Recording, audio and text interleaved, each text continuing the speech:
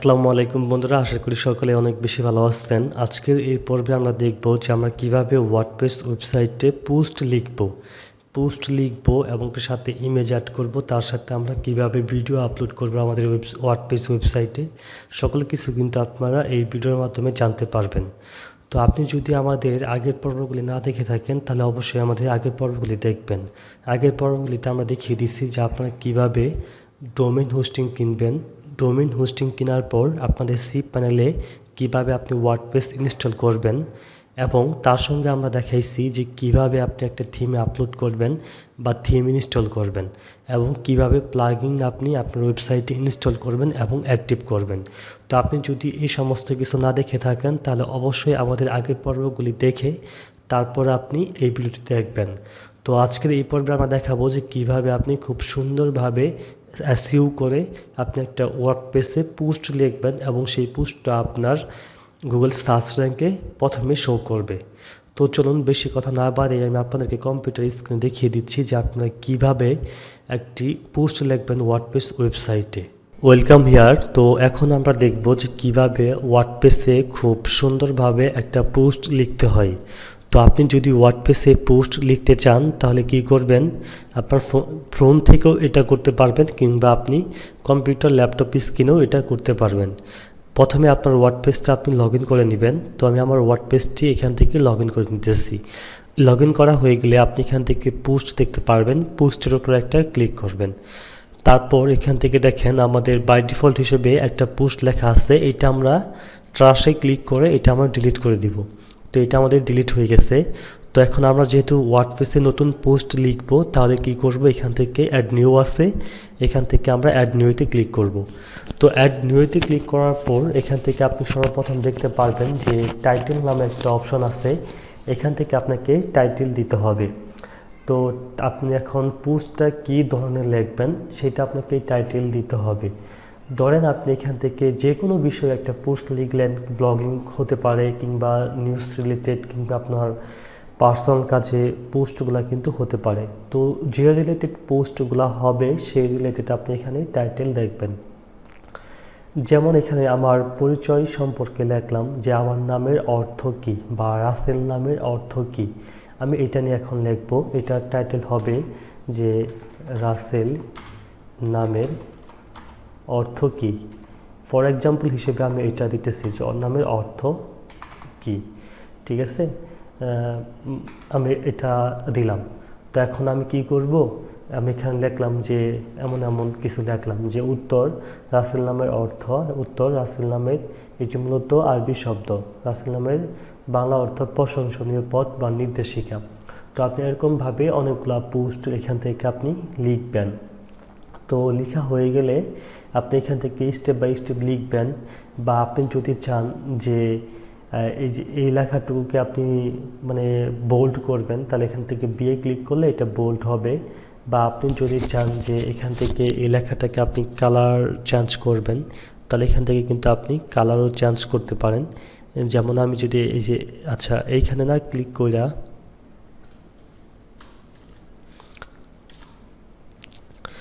যেমন ধরেন যে এই লেখাটা কিন্তু আমার এখন বোল্ড হয়ে গেছে, আবার এখানে ক্লিক করলে এটা কিন্তু ইতালি হয়ে যাবে, তো এটা দরকার নাই।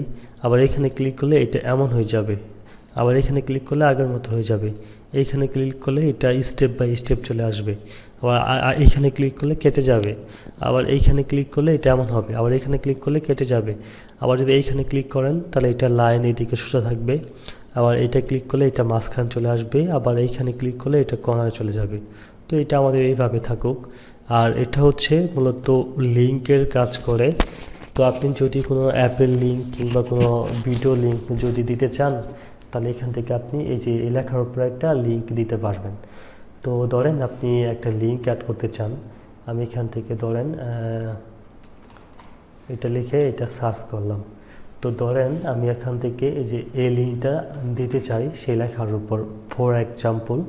তো আপনি কি করবেন, এই যে লিঙ্কের উপরে ক্লিক করে যে লিঙ্কটা কপি করলেন সেই লিঙ্কটা এখানে পেস্ট করে দিয়ে এইখানে ক্লিক করবেন।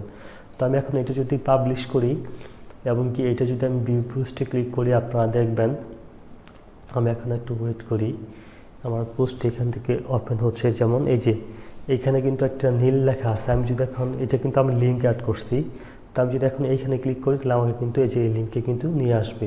তো এইভাবে চাইলে আপনার অ্যাপ লিঙ্ক, ভিডিও লিঙ্ক, বিভিন্ন প্রকার লিঙ্ক এখানে চাইলে অ্যাড করতে পারেন। তো এটা আমি আপাতত লিঙ্ক অ্যাড করতেছি না, আমার লিঙ্ক অ্যাড করার প্রয়োজন নাই। তো লিঙ্ক আপনি যদি কেটে দিতে চান তাহলে অনেক ক্লিক করে লিঙ্কটা আপনি এখান থেকে এই যে এইভাবে কেটে দিতে পারবেন। তারপর এখান থেকে আপনি এইটা নেই, এইটা দরকার নাই, এইখানে ক্লিক করলে আরও অপশন আপনি পেয়ে যাবেন। তো আপনি যদি এইখানে এইটা ক্লিক করে এবিসিতে ক্লিক দেন তার লেখার মধ্যে একটা দাগ পড়ে যাবে, তো এটা দরকার নাই। তারপরে এইখানে ক্লিক করলে এই যে এমন একটা পেজ পাবেন, তো এটাও আমার দরকার নাই, আমি এটা এখান থেকে কেটে দিচ্ছি।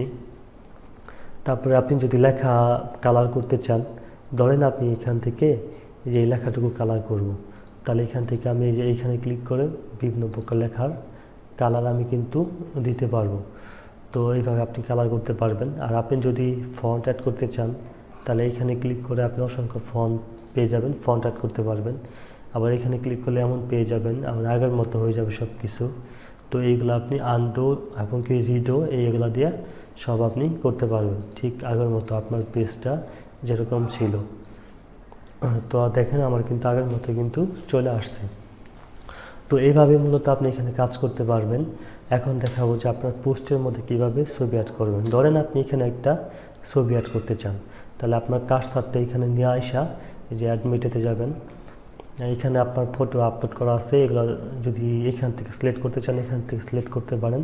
আর যদি আপলোড ফাইল করতে চান তাহলে সিলেক্ট ফাইলে ক্লিক করে আপনি যে পিকচারটা অ্যাড করতে চান সেই পিকচারটা এখানে আপনি চাইলে অ্যাড করে দিতে পারেন।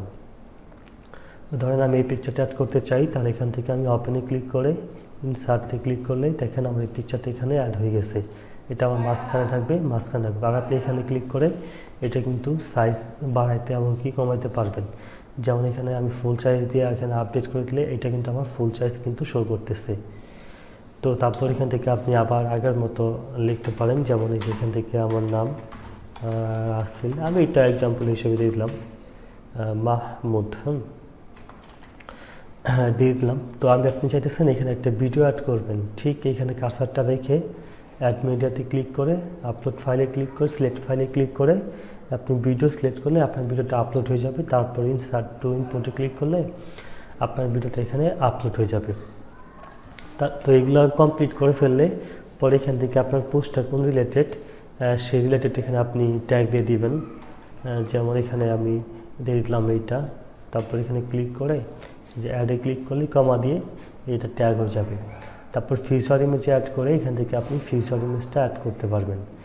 তো আমি এখান থেকে ধরেন ফিউচার ইমেজ হিসেবে এইটা অ্যাড করতে চাচ্ছি, তো এইটা আমি সিলেক্ট করে দিয়ে এইখানে ক্লিক করলাম, এটা আমার ফিউচার ইমেজে অ্যাড হয়ে যাবে।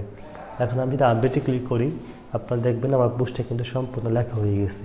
তারপর ভিউ পোস্টে ক্লিক করলে এই যে দেখেন এই যে আমার পোস্টটা কিন্তু এমন শো করতেছে। তো আমার পোস্ট কিন্তু এটা হয়ে গেছে। আমি যদি এখন আমার সাইটে ওপেন করি তাহলে দেখবেন এই যে আমাদের সাইটটা এরকম দেখাচ্ছে। তো এইভাবে মূলত আপনারা পোস্টগুলো খুব সুন্দরভাবে আপনাদের সাইটে করতে পারবেন।